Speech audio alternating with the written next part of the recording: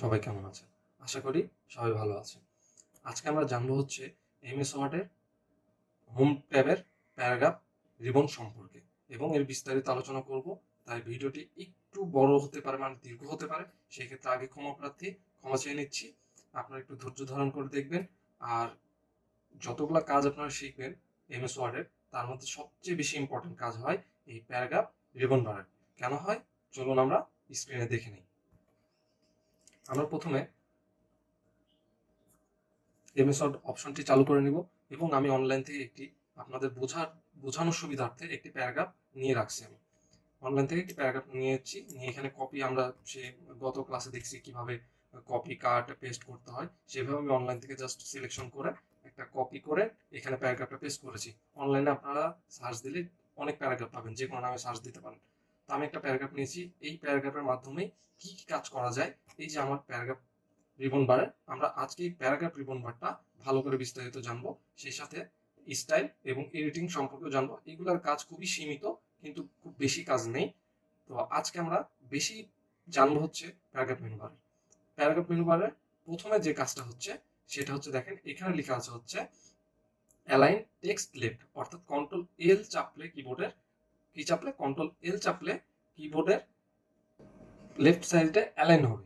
কোন সাইডে? লেফট সাইডে অ্যালাইন হবে। অর্থাৎ এটা যদি রাইট সাইডে থাকে, তাহলে আমি কন্ট্রোল এল যদি চাপি কিবোর্ডে, তাহলে লেফট সাইডে অ্যালাইন হচ্ছে। অর্থাৎ দেখেন এই সাইড থেকে এই সাইডে আসছে।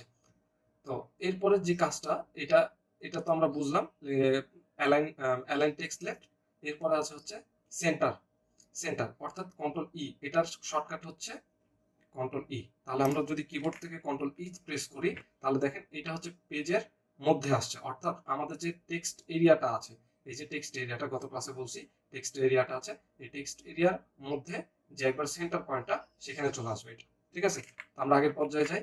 তারপরে হচ্ছে এর পরের অপশন যেটা আছে সেটা হচ্ছে অ্যালাইন টেক্সট রাইট, অর্থাৎ এটা হচ্ছে রাইট সাইডে যাওয়ার জন্য। এটার শর্টকাট হচ্ছে কন্ট্রোল প্লাস আর। অর্থাৎ আমি এখানে ক্লিক করার পরে যদি আমি কন্ট্রোল প্লাস আর চাপ দিই কিবোর্ডে, তাহলে দেখেন ডান সাইডে অর্থাৎ রাইট সাইডে এটা অ্যালাইন হচ্ছে।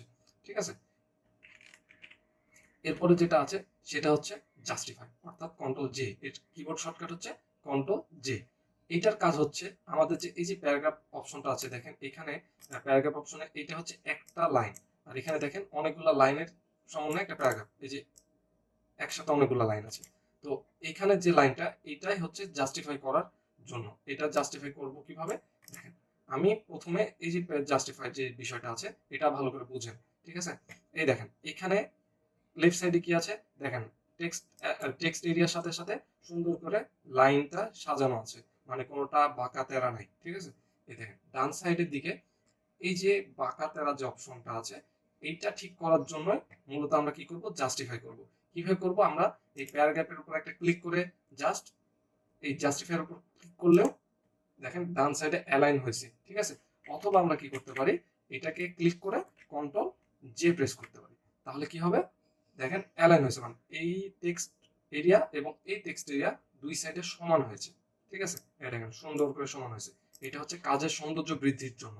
আপনারা যখন কোনো কাজ করবেন, সেটা অফিসে করেন, স্কুলের জন্য করেন, বা আপনার অ্যাসাইনমেন্টের জন্য করেন, যারা স্টুডেন্ট আছেন তাদের জন্য দুই সাইডে সমান হলে জিনিসটা দেখতে সুন্দর হয়। ঠিক আছে, কাজের সৌন্দর্য বাড়ে।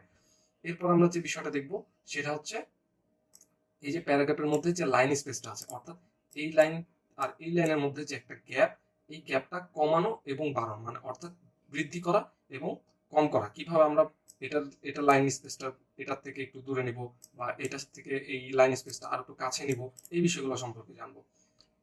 এখানে দেখেন আচ্ছা হচ্ছে, এরপর আছে লাইন স্পেসিং অপশন। প্রথমে কি আছে? Line spacing. লাইন স্পেসিং অর্থাৎ এই যে লাইনটা, এটার মধ্যেকার লাইন।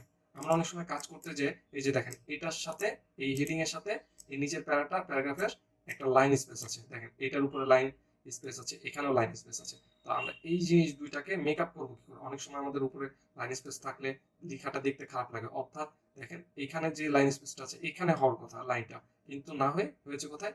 নিচে। অর্থাৎ একটা স্পেস নিচে আসছে, এটা থেকে একটা স্পেস নিচে আছে। এই জিনিসটা কিভাবে আমরা মেকআপ করব, অর্থাৎ কিভাবে রিমুভ করব, বা আরো লাইন স্পেস কিভাবে দিব, এই বিষয়টা সম্পর্কে জানেন। এটার অনেক কাজ আছে। তা আমরা প্রথমে যাব হচ্ছে লাইন স্পেস অপশনে, এখানে ক্লিক করব। করার পরে দেখেন এখানে অনেকগুলো অপশন আছে। ওয়ান 1.15 1.52 দেখেন আমি যখন সিলেকশন করছি এটা সিলেকশন করতে হবে প্রথমে লেখাটা সিলেকশন করতে হবে সিলেকশন করার পর যদি আমি 1.0 তে এটা তো 1.0 আছে আর হচ্ছে সিঙ্গেল লাইন স্পেস আছে আমি যদি 1.15 দিই দেখেন একটু গ্যাপ হলো প্রত্যেকটা জায়গা তারপর যদি আমি 1.5 দিই আর একটু গ্যাপ হচ্ছে মানে এই লাইনের সাথে এই লাইনের যে দূরত্ব সেটা বেড়ে যাচ্ছে এরপর আমরা কি করতে পারি এই দূরত্ব কমানোর জন্য কি করতে পারি এই যে 1 আগের পর্যায়ে যাইতে পারি আর এইখানে যে লাইন স্পেসটা দেখেন এখানে আর এখানে যে লাইন স্পেসটা আছে এটা হচ্ছে আফটার এবং বিফোর লাইন স্পেস করছে তাই হয়ে আছে তাই এখন আফটার এবং বিফোর লাইন স্পেস কিভাবে রিমুভ করবো দেখেন এখানে ক্লিক করার পর দেখেন remove space before paragraph remove space after paragraph অর্থাৎ আমি যদি রিমুভ স্পেস বিফোর প্যারাগ্রাফ করি বিফোর যেটা আছে সেটা রিমুভ হবে দেখেন এই দেখেন চলে গেল উপরের অংশটা স্পেস চলে গেছে এবং নিচেরটারও remove after paragraph space remove space after paragraph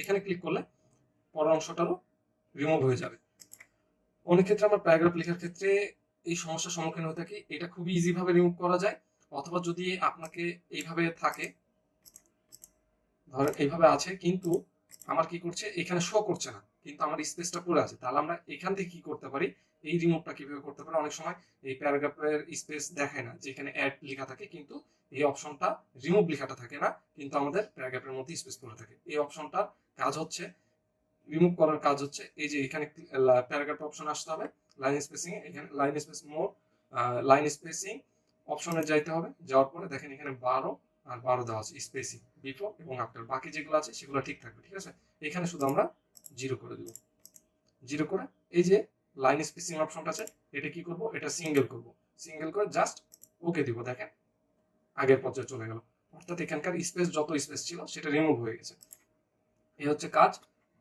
আচ্ছা এরপরে যাব হচ্ছে আমরা কি কাজ আছে এরপর আছে শেডিং শেডিং এর কাজটা দেখবো অর্থাৎ শেডিংটা কিভাবে যায় দেখেন প্রথমে লেখা সিলেকশন করতে হবে এবং শেডিং এর এই যে ডান সাইডের যে ছোট্ট একটা আইকন দেওয়া আছে এখানে ক্লিক করে আমরা এখান থেকে যে কোনো কালার নিয়ে নিতে পারি দেখেন এই যে কালার যে কোনো কালার একটা সিলেকশন করে দিলে এই শেডিং এ শেডিং হয়ে যাবে এটা অথবা আমরা যে গত ক্লাস দেখছি হাইলাইট এই যে হাইলাইট করা এটারও কাজ প্রায় একই আমরা এখন দেখবো হচ্ছে শেডিং এর কাজ কিভাবে শেডিংটা দিতে হয় আমরা প্রথমে লেখাটা সিলেকশন করব যতটুকু আমাদের শেডিং দরকার এই লেখাটাকে আমি হেডিংটাকে মাঝে নিয়ে আসছি কন্ট্রোল ই বা এখানে ক্লিক করলে হবে সিলেকশন থাকা অবস্থায় তাহলে আমি মাঝে নিয়ে এসে এটাকে সিলেকশন করলাম করার পরে আমরা কি করব এখান থেকে শেডিং নিয়ে নেব যে কোনো একটা কালার চুজ করব তাহলে আমি একটু গাঢ় কালার চুজ করি এই যে চুজ করলাম করার পরে এই লেখাটা দেখেন বোঝা যাচ্ছে না এটার জন্য আমরা এই যে ফন্ট মেনু ফন্ট রিবন ট্যাবে যে এখান থেকে আমি কালারটা চেঞ্জ করে নেব দেখেন সাদা করে নিলাম এখন আপনি চাইলে লেখাটাকে একটু বড় করে নিতে পারেন এরপরের কাজটা কি আমাদের কাজ হচ্ছে এই যে বুলেটিন আমরা হচ্ছে এরপরের কাজটা দেখব এই কাজটা আমি পরে দেখাবো কারণ এটা হচ্ছে এই কাজটা দেখতে গেলে আপনাকে ইনসার্ট মেনুর কাজ জানতে হবে এখানে ইনসার্ট ট্যাব মেনুর কাজ জানতে হবে এই কারণে আমরা এটাকে এখন দেখাবো না আমরা আগে চলে যাব এখানে বুলেটিনে ঠিক আছে দেখ যখন বুলেটিং এর কাজ করব এটাকে আমি একটা লাইন লাইন করে নিই একটা লাইন ধরুন এটা একটা লাইন এটা একটা লাইন এটা একটা লাইন এটা একটা লাইন আচ্ছা বাকি অংশটাকে আমি একটু নিচে নামিয়ে দিই আচ্ছা দেখেন এই যে লাইন যেগুলো আছে এই লাইনে আমি চাচ্ছি একটা করে সামনে সিম্বল অথবা বুলেটিন থাকবে কিভাবে আমরা সেটা নিয়ে আসবো প্রথম আমরা লাইনটাকে সিলেকশন করব যতটুকু আমাদের বুলেটিন দিব বা লাইন দিব বুলেটিনটা ইউজ করব সেই লাইনটুকু আমরা সিলেকশন করে নেব সিলেকশন করে নেওয়ার পরে কি করব আমরা যে বুলেটিনের উপর ক্লিক করে জাস্ট দেখেন এখানে বুলেটিন দিলেই চলে আসছে ঠিক আছে এই যে প্রিভিউ দেখাবে যেখানে প্রিভিউ দেখাচ্ছে এই যে আপনারা চাইলে আরো নিতে পারেন কিভাবে নিব আমরা এইখানে ডিফাইন নিউ বুলেট লেখা আছে এটার উপর ক্লিক করে দেখেন আমরা এই সিম্বলের উপর যাব যাওয়ার পর এখানে অনেক বুলেটিন আছে এই যে দেখেন অথবা আমরা এই সিম্বলে যে ফন্টের স্টাইল চেঞ্জ করলে এখানে অনেক ফন্ট আছে আপনার যত কম্পিউটার যত ফন্ট ইনস্টল দেওয়া থাকবে সব ফন্ট এখানে শো করবে আমরা এখান থেকে ইচ্ছা মতো নিয়ে নিতে পারি যে নিতে পারি ইনসার্ট করলাম করার পরে ওকে দিব দেখেন চলে আসছে আবার চাইলে আমরা আবার চেঞ্জ করতে পারি চেঞ্জ লেভেল এই যে লেভেলটা আমরা চেঞ্জ করতে পারি কিভাবে লেভেল চেঞ্জ তারপরে এটা লেভেল চেঞ্জের বিষয়ে বিস্তারিত পরে আলোচনা করব কোন একটা ক্লাসে এখান থেকে আমরা ইচ্ছা মতো নিতে পারি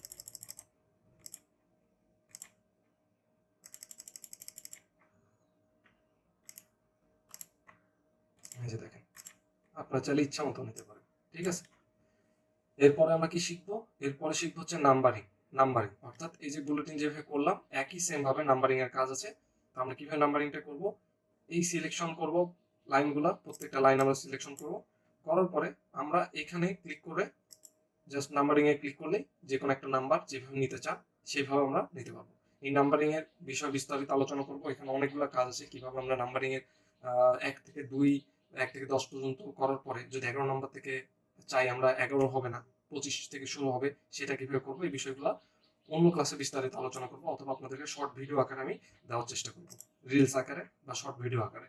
ঠিক আছে, তো আমরা নাম্বারিং এর বিষয়টা দেখলাম, এখানে নাম্বারিং করতে পারি। এই যে নাম্বারিং দেখেন এই টেক্সট এরিয়া থেকে অনেকখানি সরে গেছে, এটা কি করবো? এটা সিলেকশন থাকা অবস্থায় এই যে নিচের যে অপশনটা আছে দেখেন এখানে, এটা চাপ দিয়ে ধরে জাস্ট আমরা বাম সাইডের দিকে সরাবো, তাহলে আমাদের লাইনটা ঠিক হয়ে যাবে। এরপরে কি আছে?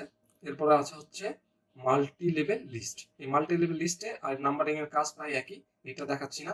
এরপরের যে অপশনটা আছে সেটা হচ্ছে এখানে ডিক্রিজ ইনডেন্ট, আর এই পাশেরটা হচ্ছে ইনক্রিজ ইনডেন্ট।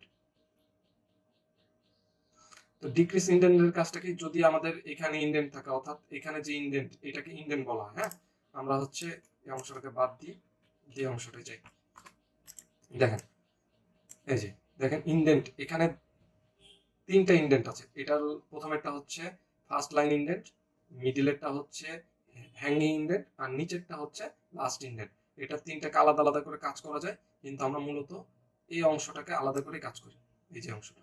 ঠিক আছে, যারা প্রফেশনাল তারা বুঝবে এই বিষয়গুলা ভালো করে কিভাবে কাজ করতে হয়। আচ্ছা, আমরা চলে যাব হচ্ছে এইখানে, এখানে ছিলাম, আমরা এখানে যাই। এখানে হচ্ছে ইনক্রিজ ইনক্রিজ ইনডেন্ট, অর্থাৎ আমরা যদি এটাকে সিলেকশন করি, যদি আমরা ইনক্রিজ ইনডেন্টে চাপ দিই, দেখেন ডান সাইডের দিকে সরতে থাকবে। ঠিক আছে, প্যারাগ্রাফটা ডান সাইডের দিকে সরতে থাকবে আমার যতখানি দরকার। আর ডিক্রিজ ইনডেন্টের কাজটা কি? দেখেন আমরা আবার ক্লিক করি, বাম সাইডের দিকে সরছে, এই যে। আচ্ছা, এই কাজটা অবশ্যই বুঝতে পেরেছেন আশা করি, না বুঝলে কমেন্ট করে জানাবেন। এরপরে যে অংশটা আছে সেটা হচ্ছে কি? শর্ট। এই শর্ট এবং এখানের যে কাজ আছে বটম বর্ডার, এই যে কাজ, এই দুইটার কাজ হচ্ছে আমাদের ইনসার্ট ট্যাবের কাজ। এই দুইটার কাজ আমরা ইনসার্ট ট্যাব যখন শিখবো তখন আপনাদেরকে দেখাবো। এরপরে যে অংশটা আছে, আচ্ছা এরপরে আমরা যে কাজটা শিখবো সেটা হচ্ছে স্টাইল রিবনবারের। স্টাইল রিবনবারের কাজ কি? আমাদের যে লেখার যে স্টাইলটা আছে সেটাকে চেঞ্জ করা। দেখেন আমি যদি এখানে মাউস নিয়ে যাই, দেখেন চেঞ্জ হচ্ছে, এখানে নিয়ে গেলে চেঞ্জ হচ্ছে, এই যে চেঞ্জ টাইটেল, এখানে আমরা এই যে অপশনটা মোরের উপর ক্লিক করলে আমরা অনেকগুলো অপশন পেয়ে যাব।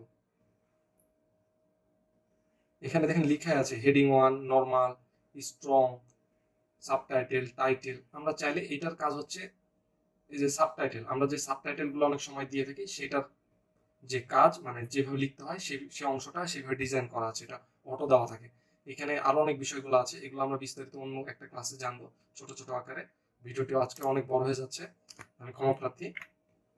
এরপরে যে অংশটা আছে সেটা হচ্ছে এডিটিং। এডিটিং এর কাজটা হচ্ছে এই যে সিলেকশন, প্রথমে আছে হচ্ছে ফাইন্ড, এই ফাইন্ড, গো টু ফাইন্ড, এগুলোর কাজ বিস্তারিত অন্য একটা ক্লাসে আলোচনা করব, রিপ্লেসের কাজটা আলোচনা করব। আর সিলেকশনের যে কাজটা সেটা হচ্ছে all selection object, select text with similar formatting, অর্থাৎ এখানে যদি কোনো টেক্সট সিমিলার ফরম্যাটে থাকে তাহলে সেটা সিলেকশন করবে।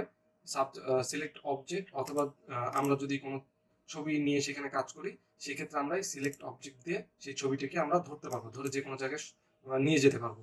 আর এরপরে প্রথমে যেটা আছে সিলেক্ট অল, এখানে চাপ দিলে দেখেন লেখা যতগুলো আছে সিলেক্ট হয়ে যাবে।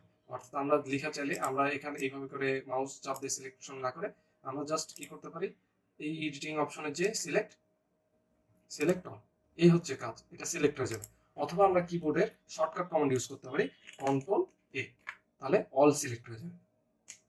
আজকে এই পর্যন্তই, ধৈর্য ধারণ করে দেখার জন্য ধন্যবাদ আপনাদের। যদি কোনো প্রশ্ন থাকে তাহলে আমাকে কমেন্ট বক্সে জানাবেন, আমি আশা করি আপনাদের যথাযথ উত্তর প্রদান করব এবং আপনাদের সমস্যার সমাধান করার চেষ্টা করব। ধন্যবাদ সবাইকে, আসসালামু আলাইকুম।